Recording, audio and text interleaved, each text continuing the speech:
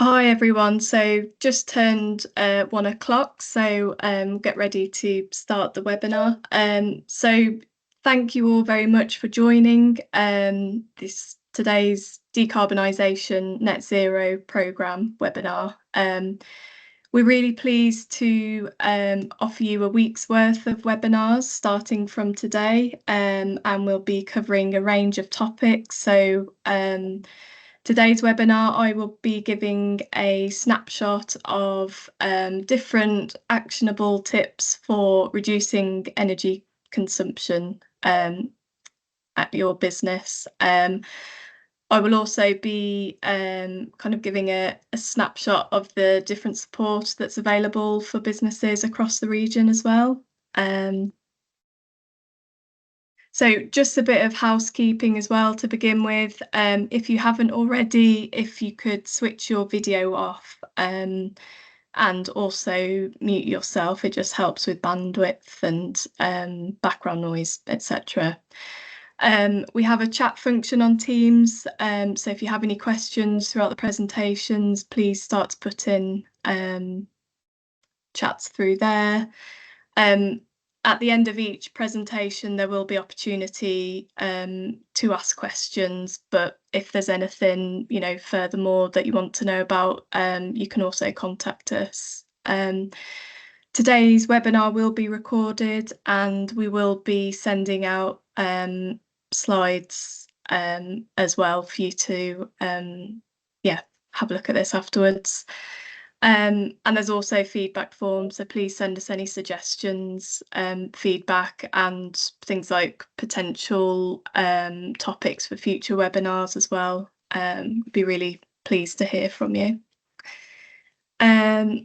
So I'm Sara Ballinger, so I'm a business energy advisor working at Coventry City Council.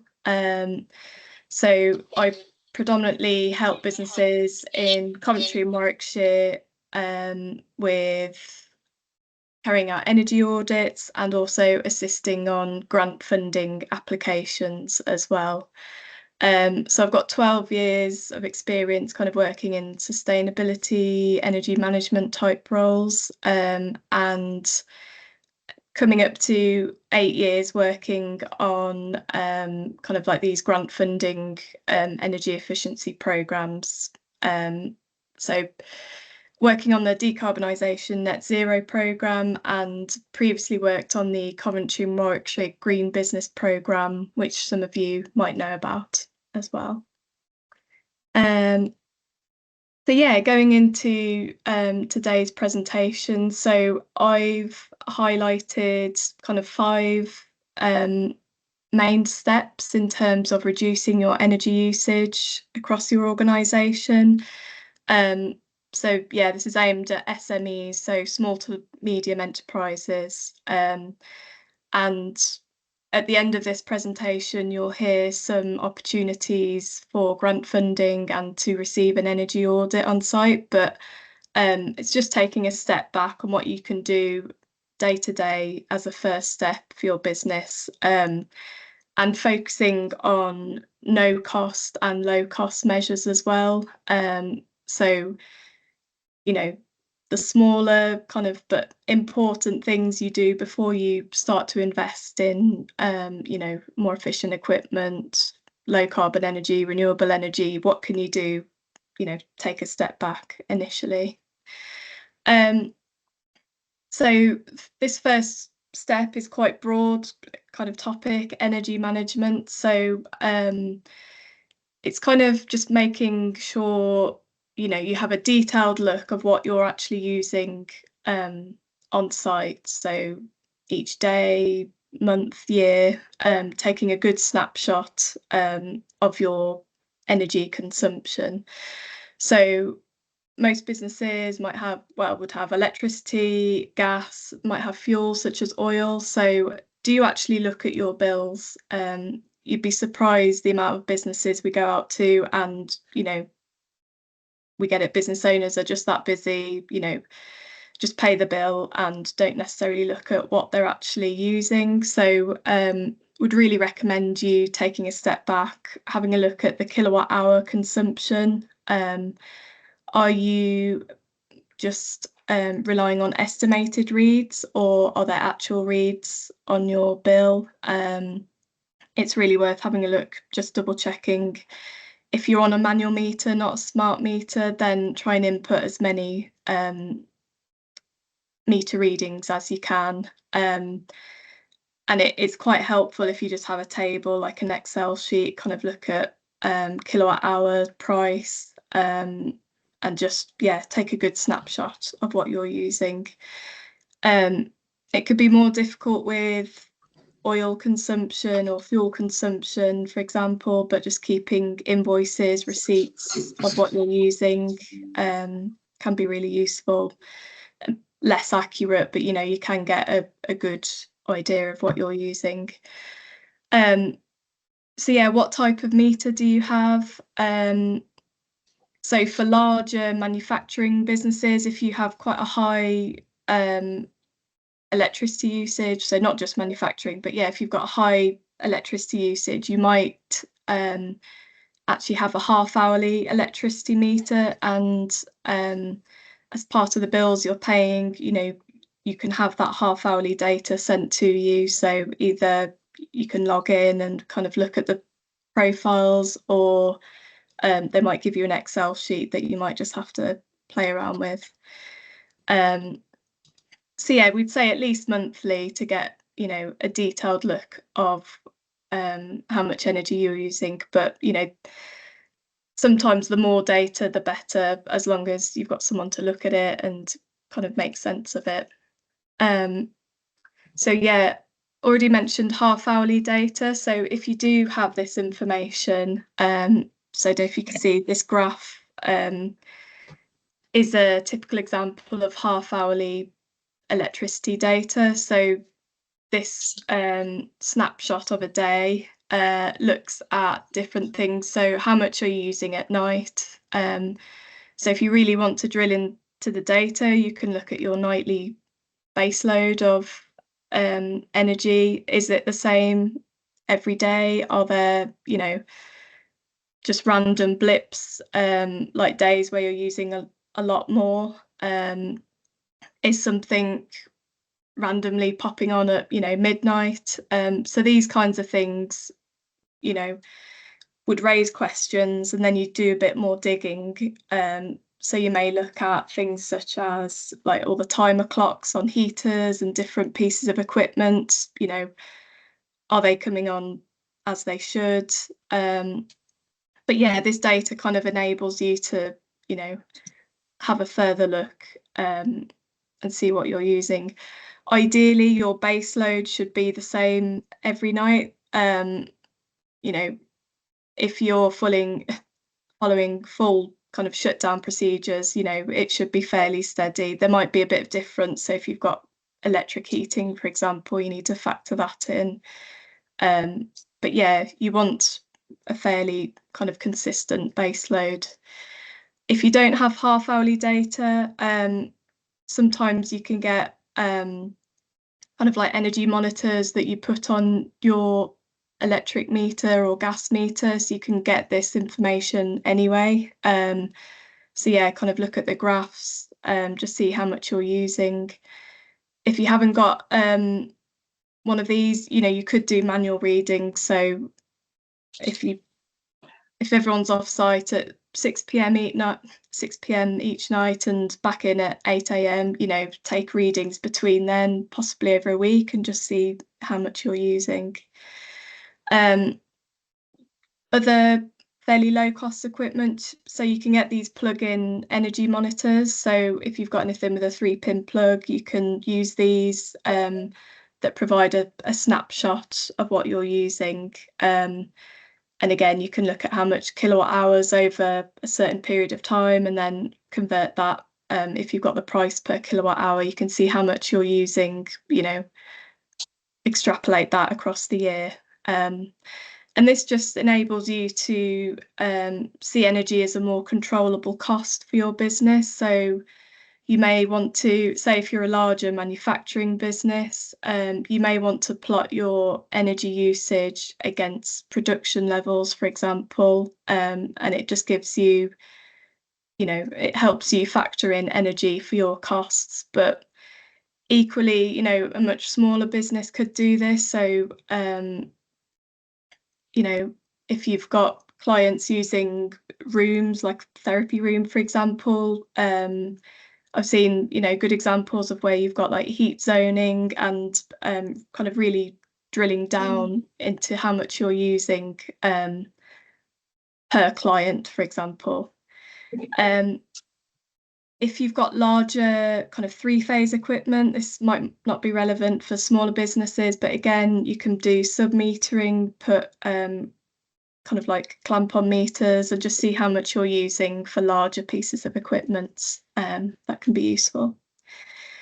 So following off, on from that kind of data analysis, what can you actually switch off fully? Where can you make a difference? So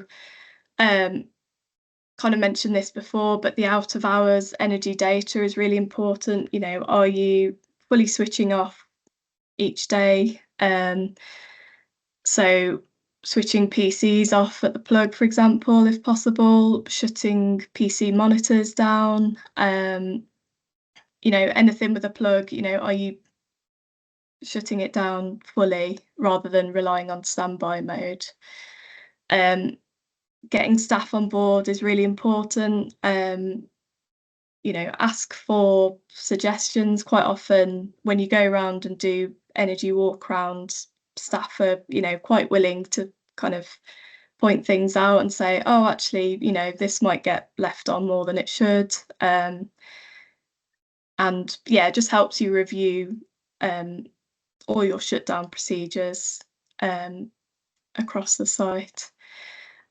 Sometimes you might want to put on labels or do little reminders, but try and refresh, what you're putting out there. Don't just put a sticker up and leave it. You can get little ones that you can move around, and it just helps people kind of take more notice of that. And yeah, the switch off procedure, going back to the energy data analysis, is it consistent? Are you are you seeing the same base load every night? Yeah, kind of, if you can, use that data to back this up. So yeah, looking at different heating controls across your business. So yeah, it's always a good idea to actually know what kind of heating system you have. So where is your boiler? Where are your thermostats? Where are the different heater, like electric heaters that you might have on site? And following on from that, do you know what type of controls that you have? I've been out to a few sites before where they have like occupancy controls. So the system knows to preheat 2 hours before you get in at 7 a.m., for example. But quite often you find that someone will set it, before that at 5 a.m. because they're allowing some preheating time. And then, you've just got 2 hours or more of wastage. So yeah, knowing if you've got like occupancy controls, for example, can be really helpful. Review all the timings, there are faults as for controls. So, have you changed with the clock changes as well? Have you looked at, try and do like a regular walk around of what you're using. So yeah, just following on the kind of like heating controls. So optimizing the space. So things like orientation of the sun, can make quite a big difference of like different hotspots in the building and cooler areas. So if you've got, north facing cool area of the building and you've got server equipment, for example, that you have to keep at a lower temperature, could you put that over there? If you've, got staff that like it really hot and sunny, try and put them over to the south facing parts of the building. Kind of just think about, where you get lots of sun. Try and optimize kind of like solar gain. Heat zoning can be really effective. So in office environment, we're seeing this more and more. You might have hybrid working, people doing 3 days in the office, 2 days at home, for example, and um, heating of unoccupied spaces is just wasted. So can you switch down TRVs, so thermostatic radiator valves, like in the picture above? You can either get the manual ones that you just turn around, or you can get electronic ones where you can program it in through an app as well. And it's quite, a low cost way of just introducing heat zoning across your business. So if you've got a meeting room that has varying occupancy hours, so is it only used, one day on a Monday, could be 5 days on a Tuesday, you could pre-program this with an app with the electronic TRVs, and they're fairly low cost, and that would be kind of like a low payback on investment. Checking temperature. So again, so not just heat zoning in terms of occupancy controls, it can also be, some areas you need at 21 degrees, or other areas, can you switch the temperature down?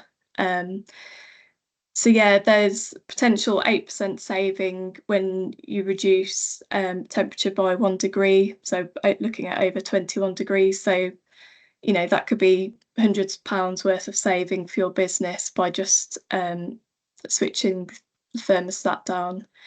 I'd say with that, try and do it in increments. Try and not do a big reduction in temperature. Try and do it gradually. Get people used to it, and maybe ask for feedback from staff. So kind of on the heating topic, so looking at draft proofing as well. So draft proofing is quite it's a low cost energy efficiency measure. Normally the energy saved versus how much you're spending on it, there's a 1 to 2 year payback. So it's a low payback on investment. And it's estimated you can save 10% on heating bills as well from effective draft proofing across your business. So it's really worth looking at this. So yeah, do an energy walk around, look at windows, doors, floors, any gaps. So typically any visible gaps, you're probably wasting a lot of heat. So on the bottom of doors, letter boxes, for example. So these are some of the kind of things you can install. So brushes, seals, window films can save quite a lot as well. And typically these are things that you can install yourself as well. So again, just quite low payback on investment as well. So yeah, the brushes, for example, you could get for 10 to 20 quid. And it's good savings potential. And yeah, so also looking at lighting. So lighting is something that might be a big proportion of your energy costs. So I suppose the first step is to look at how you can reduce lighting in the first place. So by using natural light, try and avoid a situation where you've got all the blinds down and all the lights switched on. Try and use natural light across the site. Also with natural light, if you've got different rows of lighting, can you alternate, switch off different rows if possible, and just have like 50% of the lights on when it's, when there's good natural light available, or switch them off if possible. Yeah, switching off lighting wherever possible, especially in, unoccupied spaces. So meeting rooms that only get used throughout the day, kitchens, bathrooms. And yeah, the next step would be upgrading to lower energy lighting. So typically, if you've got any the fluorescent tubes, halogen kind of external spotlights, there's quite a low payback on investment. So depending on like your occupancy hours, etc., typically we see a 4-year payback on investment from upgrading to LED fitting. So yeah, it's definitely worth considering. But also when you do upgrade your lighting, it's worth looking at the controls as well and kind of thinking about the lighting design. So motion sensors, so PIR controls in bathrooms, kitchens, storerooms, anywhere where, you know, people are in and out, and then you don't have to rely on kind of staff to remember each time. Look sensors, so light level sensors as well. So if you've got good natural light in a warehouse with lots of skylights, for example, you can get look sensors that automatically reduce the lighting level as well. So yeah, when you're upgrading lighting, it's really worth thinking about design and kind of sensors as part of that process. So yeah, hopefully that's kind of an introduction of the different kind of things you can do to reduce energy across your business.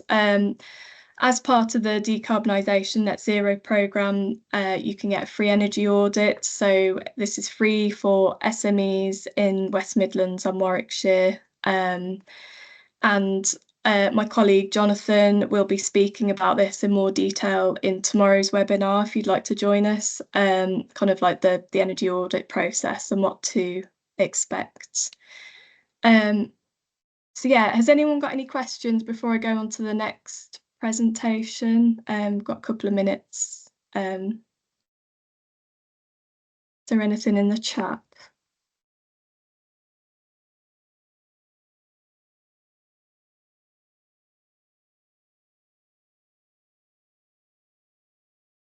I think we've answered most of the chat Okay. questions, Sarah. Thank you. I can't see it on this screen, so. Oh, can you not? No, there was a couple of good you. ones, but we've sort of answered them in text. So there's Perfect. nothing jumping out at the moment, I'm afraid. Okay, perfect. Thank you. I'll move on to the next presentation then. So yeah, just to give you a brief overview of the decarbonisation net zero programme. So it's a government funded programme and funded through the UK Shared Prosperity Fund via UK government. So yeah, it's just to help businesses on their decarbonisation programme, and there's potential grant funding available as well. So yeah, just further on that, this is in line with the UK government's net zero target of 2050 for reducing carbon emissions. And yeah, we're just here to help businesses kind of on that journey and reduce carbon emissions as much as possible. So we provide free energy audits for SMEs, so small to medium enterprises in West Midlands and Warwickshire region. And we have capital grant funding available as well, up to 50% of the cost towards installing these measures. So it can really help in reducing that kind of payback period. So what to expect if you're interested in getting further information and getting support, we've got a registration form you can fill out, so you'll have access to this link afterwards. Bit of a triage process, so just asking information, you know, how much energy you use, and that might make you go down a different route, but most businesses will get a standard energy audit through this process. So yeah, then you'll get assigned a business energy advisor, get an assessment looking at energy usage, how much you use, payback periods, etc., and recommendations off the back of that. And then if you're looking for grant funding support, we can help you with the grant application as well. So yeah, that grant funding part of up to 50% yeah, the programme will support you through that. Other resources, we have the Green Business Network, so offering lots of webinars like this one today, and in-person events. We do monthly newsletter, kind of networking opportunities. There's now over 3,300 members kind of across West Midlands, Warwickshire. So yeah, we really encourage you to join that, and hear more about what's going on in the region. And yeah, further to that, we have a Green Business podcast. Lots of really interesting episodes already on there that you can go back to. So yeah, have a look, and you can subscribe via that QR code as well. We have a Green Business Directory listed on the website. There's a link there. So different installers for, say, like LED lighting, solar PV, insulation. So if you're going under the grant application process, you can access some installers through this directory. So yeah, there's some contact details to apply for an audit, QR code as well. And just to mention as well, there's an in-person event on the 10th of October as well at the MTC in Coventry. So yeah, we've got loads of interesting speakers there and some businesses that are kind of sharing their experience around net zero and sustainability. So yeah, I kind of really encourage you to come along to that as well. So yeah, that's the end of presentations. We still do have a few minutes for questions. Again, I can't see the chat, so John or Maria, can you let me know if there are any additional questions after that presentation?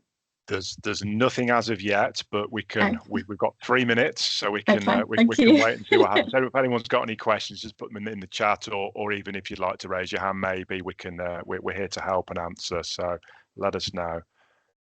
Thanks, John. Okay. Harpreet, yeah, I can drop some details in the chat. I'm not sure what you're looking for in particular, but we can put the contact details in the chat for you if that's okay. One of us will do that now.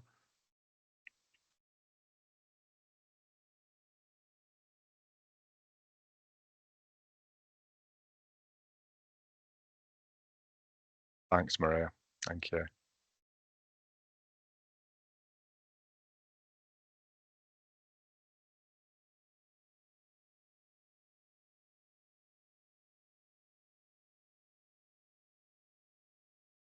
No, nothing new, Sarah, I'm afraid. So Okay. Yeah, well, we're nearly at past anyway. But yeah, if anyone's got any further questions after this, there's contact details in this presentation, and details will be sent out, following this webinar today. But yeah, thank you all for joining. And like I said, we've got lots of webinars this week, so we've got one per day and the in-person event in October as well. So yeah, we look forward to seeing you there. So thanks very much. Thank you very much.